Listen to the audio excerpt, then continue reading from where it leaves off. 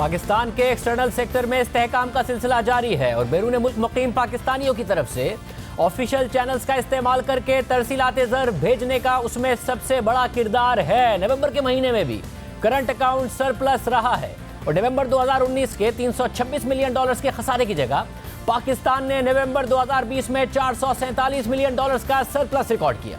इस पूरे माली साल में करंट अकाउंट मुसलसल सरप्लस रहा है और गुज़िश्ता माली साल के पहले 5 माह में करंट अकाउंट खसारा $1.7 अरब था, यानी खसारा था।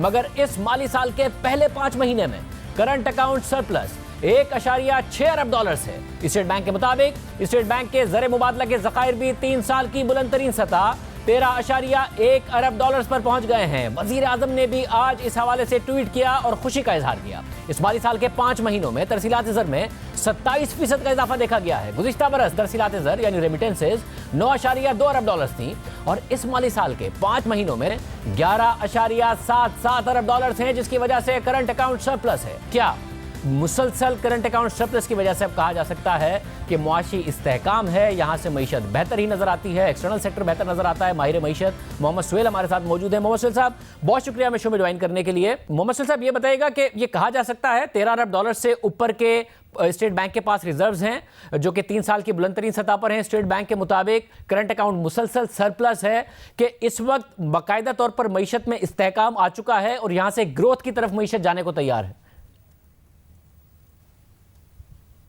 मेरा ख्याल में अगर हम कहें कि हम ग्रेजुअल रिकवरी की तरफ जा रहे हैं या स्टेबलाइजेशन की तरफ जा रहे हैं तो ये सही होगा, क्योंकि पाकिस्तान की इकोनॉमी की साइज इतनी छोटी है कि कोई भी एक्सटर्नल शॉक या इंटरनल शॉक लगता है तो वो जो ग्रोथ है वो डिस्टर्ब हो जाती है।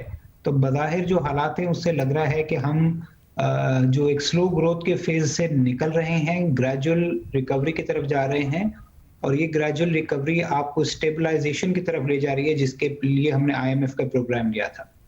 सब और इस वक्त अगर ये जो मामला है, वज़ीर आज़म ने भी इस खदशे का इजहार किया कि हमारी करंट अकाउंट वापस खसारे में ना चला जाए। अगर हम 3-4% की ग्रोथ की तरफ जाते हैं और फिर बैनुल अक़वामी मार्केट्स रिकवर करती हैं, तेल की कीमतें आगे बढ़ती हैं, सर्विसेज सेक्टर खुलता है, तो आपको लगता है हम वापस करंट अकाउंट खसारे में होंगे या फिर आपको परमानेंट बेसिस पर कम से कम इस ग्रोथ के साथ ये सरप्लस नजर आ रहा है आने वाले दिनों में?